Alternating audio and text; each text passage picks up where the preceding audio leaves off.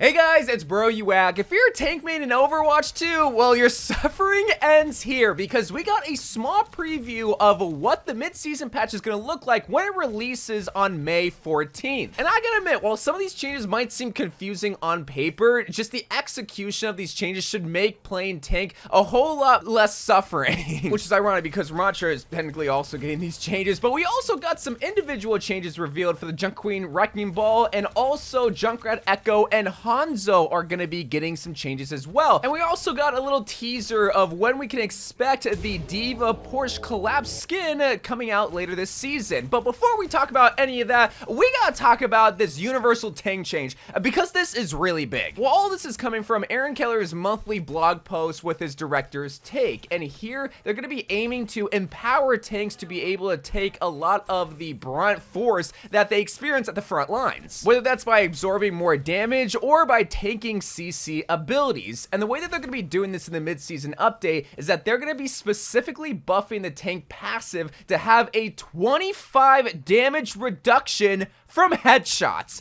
25 damage reduction. So if you're a Soldier, a Cassidy, an Ashe, or even a D.va, a Zenyatta, anybody that can get headshots, obviously, you're gonna be doing 25% less damage on that tank if you shoot them in the head. But guess what? Because that's not the only buff that they're getting, because they're also getting a buff to their knockback resistance, increasing it from 30% to 50%. Oh, what's that? I just heard a bunch of Lucio mains camping on Regen Tower's bridge fall to their knees. Now, those are some pretty big tank changes. A lot of people are going to be suffering. Well, there's a third change. Oh, it doesn't end there, tank players, because they're also going to be reverting the armor damage reduction back to reducing 5 damage per projectile with up to 50% maximum. So that specific change is not going to be affecting Roadhog and Zarya because they don't have armor, but really heroes like Reinhardt. Reinhardt is really going to be the hero that's going to be eaten the most from this mid-season update, and they let it show because they talk about and use Reinhardt the most in these examples, which is great because tank players have really been in this weird spot for a while now. But what if I were to tell you that there is also a fourth change that not only affects tank players, mainly affects tank players actually, but affects all of the heroes that have a universal healing passive ability, which is everybody, because they're going to be changing the health regenerative passive for all the heroes, because no longer will you be receiving 20 health per second when you're out of combat, but rather recovering 10 health for every second plus 5% of your maximum HP per second. So we gotta do some math here. So using Reinhardt for an example, he has a total of 700 hit points. So some of that is regular health, some of that is armor, but you just take that 700 and then times that by 0.05 and then you get 35. And then you add 10 health on top of that and you get a total of 45 health per second. Compared to the 20 health per second, that is a whole lot of health that you're gaining. But you know who's gonna be benefiting the most from that?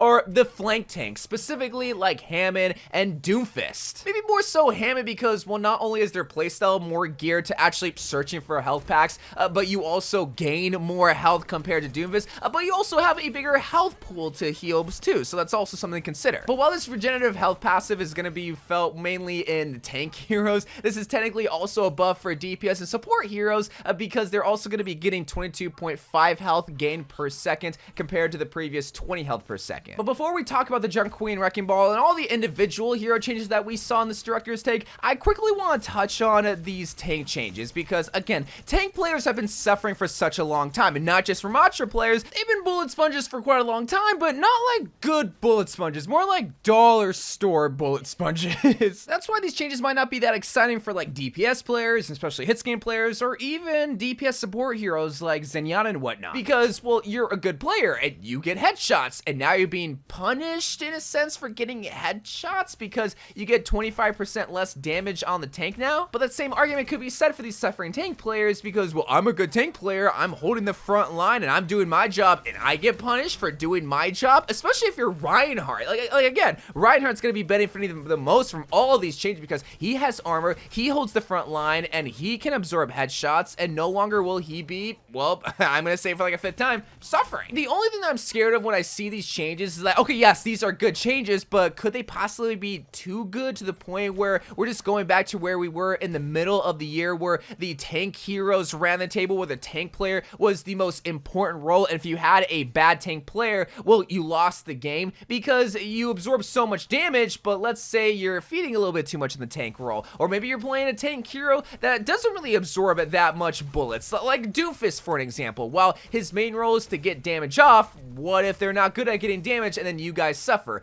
I guess that's kind of the whole point of the game, is that the better team is supposed to win. I could definitely see the more squishier tank heroes like the Doofus and the Zarya and heroes like that not being that effective compared to the beefier tanks like Hammond and Reinhardt and heroes like that. But they could have easily addressed this in the mid-season patch for individual hero changes, because we're going to be getting changes for Junk Queen, Wrecking Ball, and also Junkrat, Echo, and Hanzo. Now for the Junk Queen, they're specifically going to be buffing her command shout. We're going to be able to use it when Carnage or Rampage is being used, which that is a quality of life change at the end of the day, but it's still a great quality of life change that I'm very surprised wasn't already in the game, because it's not like you can't shout when swinging an axe, so I'm glad that that change is coming in. But they're also going to be reducing the command shout cooldown from 14 seconds to now 12 seconds. Now for Hammond, he's getting a whole grocery list of changes even in the director's take. So just quickly going over what's happening, they're going to be increasing the impact damage from Grappling Claw from 50 to 60. When you're swinging with Pile Driver, the movement lockout for the enemy is going to increase from 0.5 seconds to 0.75 seconds, and also the Minefield is getting explosion buff, where the damage is going to increase from 130 to 165. Oh yeah, and the knockback is going to increase from 5 meters to 10 meters. So basically, I think Wrecking Ball is going to be one of the best tanks after this mid-season update, because not only is he getting these individual hero changes, he's also getting the tank hero changes, and he's getting the armor buff that all the tanks are getting whenever it comes to armor, and you're able to give shield to your teammates. So really, Hammond is not only the most confusing tanks to play, but he's also one of the best if you learn to play him. I'm assuming that's just from reading the director's take and seeing all these Hammond changes. And I know I've kind of been teasing you with the Junkrat, Echo, and Hanzo changes, but they didn't say any specific changes. They just said some light buffs for these heroes. But I'm begging Aaron Keller, please do not add the one-shot headshot back for Hanzo. Please. I love seeing RK suffer on Twitter. But the final thing that Aaron Keller teased in this blog post is the D.va Porsche collab, because they said we'll reveal those when you can jump and take these changes for a test drive when the mid-season patch arrives on May 14th. So we know the patch is coming out May 14th, but come on now, I think that's just a cute little way of saying that the Porsche Club is coming out on May 14th, because we do know it's coming out in Season 10 because of the trailer, so May 14th wouldn't be that crazy of a date. But this is great, especially for tank mains, Reinhardt mains, Hammond mains, even D.va mains, because not only do you get the buffs, but you get a new Porsche collab skin in a couple of days. But until May 14th, let me know what you guys think about these changes. I think there's going to be some pretty positive changes. Maybe not so much for DPS players, but we'll just have to see. Until then, I love you guys. Thank you guys for watching. More Overwatch 2 videos to come, and bye.